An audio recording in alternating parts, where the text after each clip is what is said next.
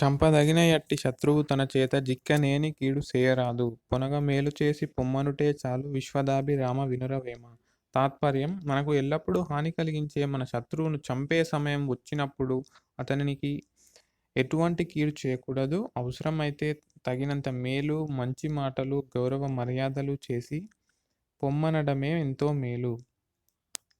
మనిషిలో మార్పును రాబట్టడానికి వేమన గారు ఈ పద్యాన్ని రచించారు. సో, మనలో గూడా ఎంతో కొంత చేంజ్ వస్తుందని ఆశిస్తూ ఈ పోయెమ్ జెప్పాను. Hello and hi friends, welcome back to Krishna's tutorials and let us get started.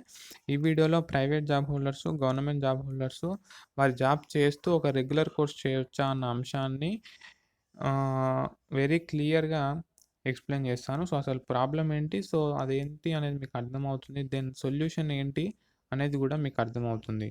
So, వీడియోని స్కిప్ చేయకుండా చూడండి. అప్పుడే మీకు క్లారిటీ అయితే వస్తుంది. ఇక్కడ ప్రశ్న ఏంటి అంటే, ఒక వ్యక్తి జాబ్ చేస్తున్నాడు. సో, అది ప్రైవేట్ జాబ్ అయినా, గవర్నమెంట్ జాబ్ అయినా సో, ఏ చేస్తున్నాడు. సో, అప్పుడు అతడు రెగ్యులర్ కోర్స్ చేయొచ్చా అంటే, సో, చేయలేడు. సో, ఇక్కడ డిస్టెన్స్ కాదు, మళ్ళీ డిస్టెన్స్ చేసుకోవచ్చు, ప్రాబ్లమ్ ఉండదు. సో, రెగ్యులర్ కోర్స్ చేయొచ్చా? రెగ్యులర్ కోర్స్ ఏదైనా కావచ్చు. LLB, LLM, BTech, BEd, MA, MCom, okay, MSc etcetera. చేయొచ్చా అంటే చేయలేరు. సో, ఎందుకు చేయలేరు అంటే మినిమమ్ అటెండెన్స్ అయితే ఉండాలి. సో, మీరు రోజు జాబ్‌కి వెళ్తున్నప్పుడు ఇక్కడ అటెండెన్స్ అనేది ఉండదు. సో, అటెండెన్స్ వాళ్ళు ప్రిస్క్రైబ్ చేసినటువంటి కండిషన్స్ సాటిస్ఫై చేయనప్పుడు మీకు హాల్ టికెట్ అయితే ఇవ్వరు. సో, హాల్ టికెట్ ఇవ్వకపోతే మీకు ఎగ్జామ్స్ రాయలేరు. సో, అదే సెమిస్టర్ ఎగ్జామ్స్ మళ్ళీ నెక్స్ట్ ఇయర్ అయితే రాసుకోవాల్సి ఉంటుంది. ఓకే. అది మనకు ఇక్కడ అడ్డుగోడ అనమాట. నెక్స్ట్ గవర్నమెంట్ ఎంప్లాయీ గురించి మాట్లాడినట్లయితే, ఒక గవర్నమెంట్ ఎంప్లాయీ ఆహ్, తను జాబ్ చేస్తూ రెగ్యులర్ కోర్స్ అయితే చేయకూడదు. సో, అది నల్ అండ్ వాయిడ్ అనమాట. సో, ఇది మనకి ఇక్కడ ప్రాబ్లమ్. సో, ఎందుకంటే మనకు అటెండెన్స్ ఒకసారి చూద్దాం.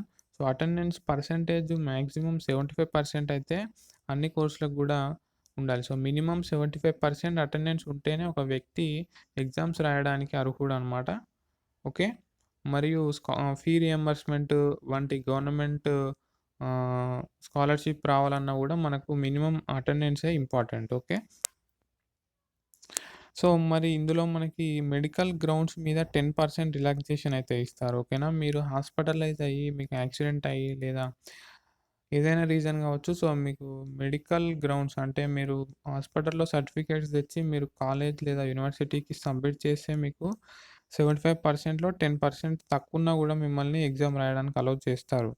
సో, ఇది మనకు అటెండెన్స్ కండిషన్. సో, ఇది కోర్సుకి పర్టిక్యులర్‌గా చెప్పట్లేదు. అన్ని కోర్సులకు కలిపి జనరల్‌గా చెప్తున్నాను. సో, మాక్సిమం 75% అయితే అన్ని కోర్సులకు గూడా 75% ఉంటుంది. సో, మీరు ప్రత్యేకంగా మీ యొక్క కోర్సుకి గూడా ఒకసారి కనుక్కోండి. అండ్ ఆ విధంగా ముందుకెళ్ళండి. సో, మనకిప్పుడు ఏదైనా ఛాన్స్ ఉందా అంటే, సో, ఉందండి.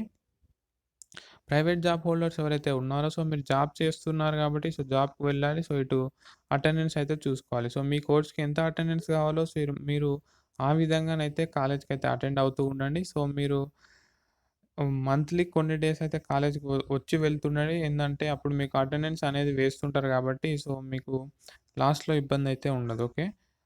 మీరు కొన్ని డేస్ అయితే కాలేజ్‌కైతే వస్తుండండి. సో, ఇది ఒక వే. సో, లేదా మీరు ఏ విధంగా మేనేజ్ చేస్తారనేది మీ ఇష్టం.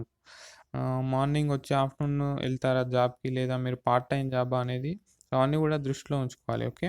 జస్ట్ అటెండెన్స్ ఏసి వెళ్ళిపోతారా? సో, అదంతా గూడా మీరు ప్లాన్ జేసుకోవాలి.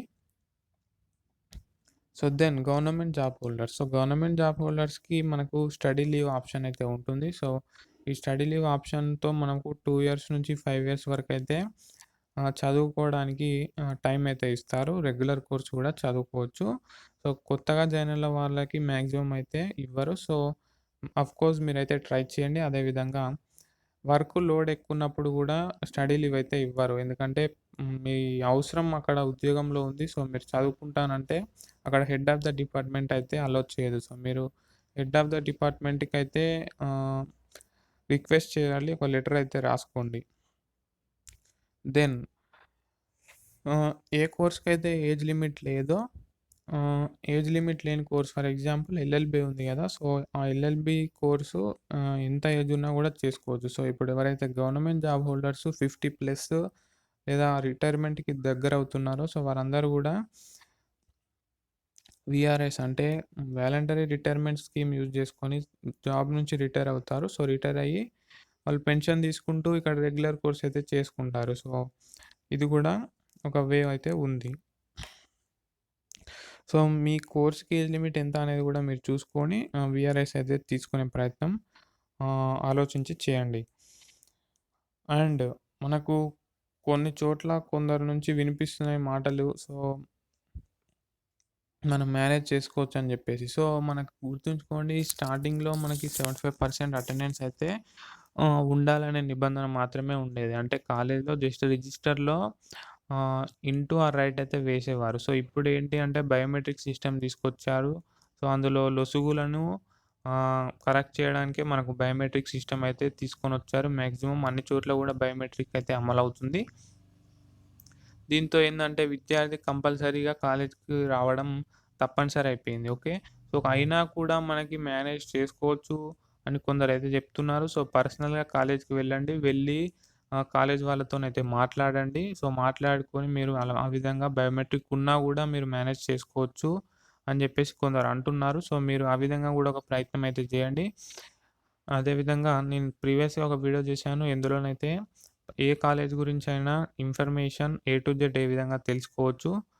జస్ట్ ఫోన్‌లో ఆ college phone number, website, facilities everything గూడా ఏ విధంగా తెలుసుకోవచ్చు అనేది నేను జెప్పాను. సో, మీరు ఆ వీడియో ఒకసారి చూడండి. అందులో ఎల్ఎల్‌బి గురించి చెప్పాను. సో, మీరు ఏ కాలేజ్‌లో అయితే ఆ టైప్ ఆఫ్ కాలేజెస్ గురించయితే సెర్చ్ చేసుకోండి. సెర్చ్ చేసుకొని చూడండి. చూసి ఫోన్ నంబర్ ఉంటే ఒకసారి ఆహ్, ఫోన్ నంబర్ గూడా వాళ్ళని కాంటాక్ట్ అయ్యే ప్రయత్నం జేయండి. అండ్ గుర్తుంచుకోండి మీరు ఫోన్‌లో ఇటువంటి విషయాలు మాక్సిమం అడిగినా గూడా వాళ్ళైతే రెస్పాండ్ గారు. సో, మీకు అనుగుణంగా ఎందుకంటే మీరు జర్నలిస్టా? లా రిపోర్టరా? ఎవరనేది వారికి తెలీదు. సో, అప్పుడు మీకు ఆహ్, మంచి రెస్పాన్స్ అయితే రాదు. సో, మీరు కన్ఫర్మ్ కాలేజ్‌కైతే వెళ్ళండి. వెళ్ళి కొన్ని లిస్ట్ ఆఫ్ కాలేజెస్ మీకు దగ్గరలో ఉన్న కాలేజెస్‌లో ట్రై చేయండి. ట్రై చేసి ఆహ్, హ్మ్. ఏం జరుగుతుంది అన్న దాన్ని బట్టయితే మీరు ముందుకెళ్ళండి. సో, ఇంకా మీకేమైనా ఆల్టర్‌నేటివ్స్ తెలిసి ఉన్నట్లయితే ఒకసారి కింద కామెంట్ సెక్షన్‌లో కామెంట్ చేయండి. Thank you. Have a nice day.